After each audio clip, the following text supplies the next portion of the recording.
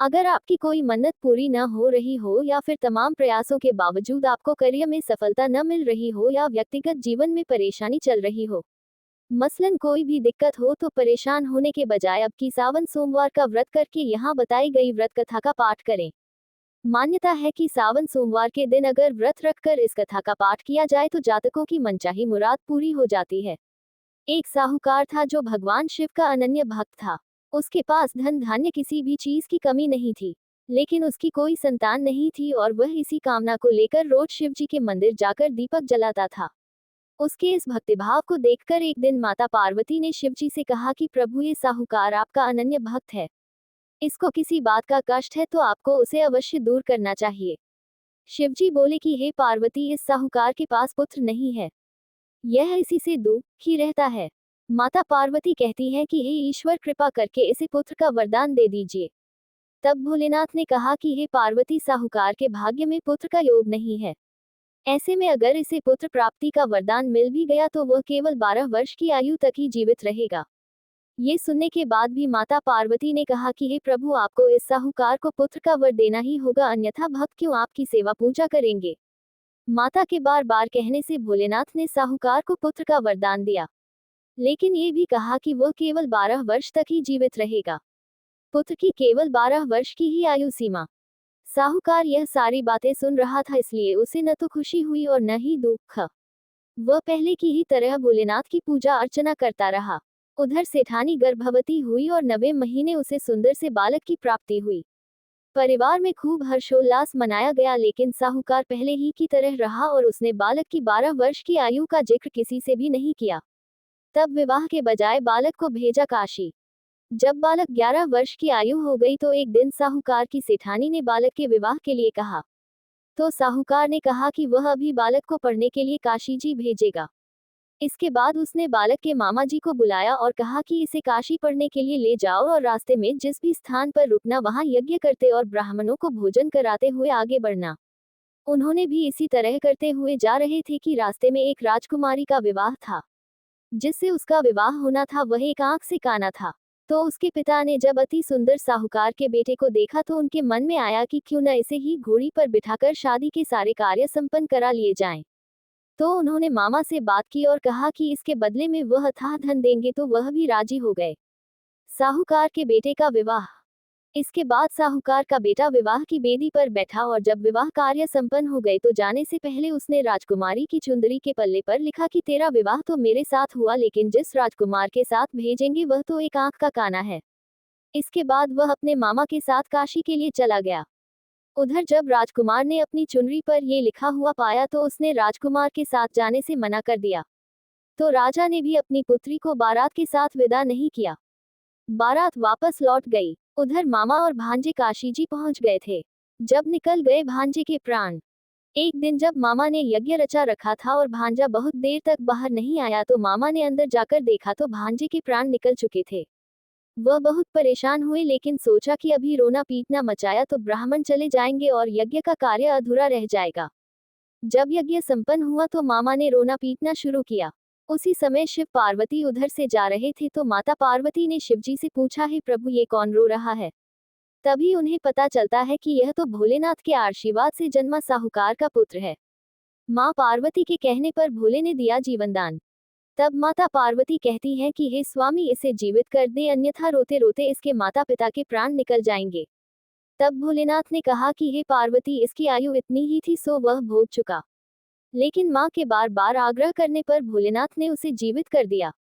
लड़का ओम नमः शिवाय करते हुए जी उठा और मामा भांजे दोनों ने ईश्वर को धन्यवाद दिया और अपनी नगरी की ओर लौटे। रास्ते में वही नगर पड़ा और राजकुमारी ने उन्हें पहचान लिया। तब राजा ने राजकुमारी को साहूकार के बेटे के साथ बहुत सारे धन धान्य के साथ विदा किया। और ऐसी हुई शिवशंभू की कृपा। उधर साहूकार और उसकी पत्नी छत पर बैठे थे। उन्होंने ये प्रण कर रखा था कि यदि उनका पुत्र सकुशल न लौटा तो वह छत से कूदकर अपने प्राण त्याग देंगे। तभी लड़के के मामा ने आकर साहूकार के बेटे और बहू के आने का समाचार सुनाया, लेकिन वे नहीं माने तो मामा ने शपथ पूर्वक कहा। तब तो दोनों को विश्वास हो गया और दोनों ने अपने बेटे बहू का स्वागत किया। उसी रात साहूकार को स्वप्न में शिवजी ने दर्शन दिया और कहा कि तुम्हारे पूजन से मैं प्रसन्न हुआ। इसी प्रकार जो भी व्यक्ति इस कथा को पढ़ेगा या सुनेगा उसके समस्त दुख दूर हो जाएंगे और मनोवांछित सभी कामनाओं की पूर्ति होगी। साहूकार यह सारी बातें सुन रहा था, इसलिए उसे न तो खुशी हुई और न ही दुख। वह पहले की ही तरह भोलेनाथ की पूजा अर्चना करता रहा। उधर सेठानी गर्भवती हुई और 9वें महीने उसे सुंदर से बालक की प्राप्ति हुई। परिवार में खूब हर्षोल्लास मनाया गया, लेकिन साहूकार पहले ही की तरह रहा और उसने बालक की 12 वर्ष की आयु का जिक्र किसी से भी नहीं किया। जब बालक 11 वर्ष की आयु हो गई तो एक दिन साहूकार की सेठानी ने बालक के विवाह के लिए कहा। तो साहूकार ने कहा कि वह अभी बालक को पढ़ने के लिए काशी जी भेजेगा। इसके बाद उसने बालक के मामा जी को बुलाया और कहा कि इसे काशी पढ़ने के लिए ले जाओ और रास्ते में जिस भी स्थान पर रुकना वहां यज्ञ करते और ब्राह्मणों को भोजन कराते हुए आगे बढ़ना। उन्होंने भी इसी तरह करते हुए जा रहे थे कि रास्ते में एक राजकुमारी का विवाह था। जिससे उसका विवाह होना था वह एक आंख से काना था। तो उसके पिता ने जब अति सुंदर साहूकार के बेटे को देखा तो उनके मन में आया कि क्यों न इसे ही घोड़ी पर बिठाकर शादी के सारे कार्य संपन्न करा लिए जाएं। तो उन्होंने मामा से बात की और कहा कि इसके बदले में वह अथाह धन देंगे, तो वह भी राजी हो गए।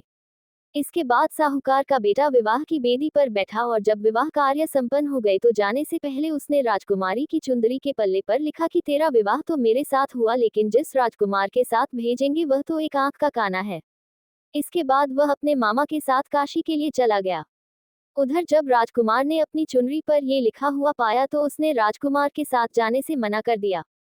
तो राजा ने भी अपनी पुत्री को बारात के साथ विदा नहीं किया। बारात वापस लौट गई। उधर मामा और भांजे काशी जी पहुंच गए थे। इसके बाद साहूकार का बेटा विवाह की बेदी पर बैठा और जब विवाह कार्य संपन्न हो गए तो जाने से पहले उसने राजकुमारी की चुंदरी के पल्ले पर लिखा कि तेरा विवाह तो मेरे साथ हुआ, लेकिन जिस राजकुमार के साथ भेजेंगे वह तो एक आंख का काना है। इसके बाद वह अपने मामा के साथ काशी के लिए चला गया। उधर जब राजकुमार ने अपनी चुनरी पर यह लिखा हुआ पाया तो उसने राजकुमार के साथ जाने से मना कर दिया। तो राजा ने भी अपनी पुत्री को बारात के साथ विदा नहीं किया। बारात वापस लौट गई। उधर मामा और भांजे काशी जी पहुंच गए थे। जब निकल गए भांजे के प्राण। एक दिन जब मामा ने यज्ञ रचा रखा था और भांजा बहुत देर तक बाहर नहीं आया तो मामा ने अंदर जाकर देखा तो भांजे के प्राण निकल चुके थे। वह बहुत परेशान हुए, लेकिन सोचा कि अभी रोना पीटना मचाया तो ब्राह्मण चले जाएंगे और यज्ञ का कार्य अधूरा रह जाएगा। जब यज्ञ संपन्न हुआ तो मामा ने रोना पीटना शुरू किया। उसी समय शिव पार्वती उधर से जा रहे थे तो माता पार्वती ने शिवजी से पूछा, हे प्रभु, ये कौन रो रहा है? तभी उन्हें पता चलता है कि यह तो भोलेनाथ के आशीर्वाद से जन्मा साहूकार का पुत्र है। माँ पार्वती के कहने पर भोले ने दिया जीवनदान।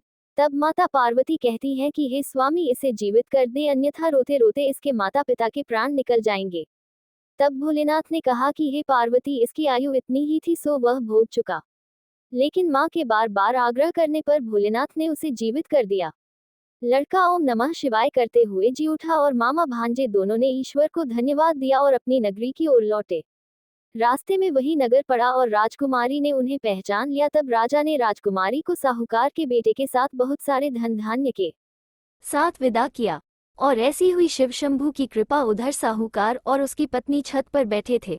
उन्होंने ये प्रण कर रखा था कि यदि उनका पुत्र सकुशल न लौटा तो वो छत से कूदकर अपने प्राण त्याग देंगे। तभी लड़के के मामा ने आकर साहूकार के बेटे और बहू के आने का समाचार सुनाया, लेकिन वे नहीं माने। तो मामा ने शपथ पूर्वक कहा। तब तो दोनों को विश्वास हो गया और दोनों ने अपने बेटे बहू का स्वागत किया।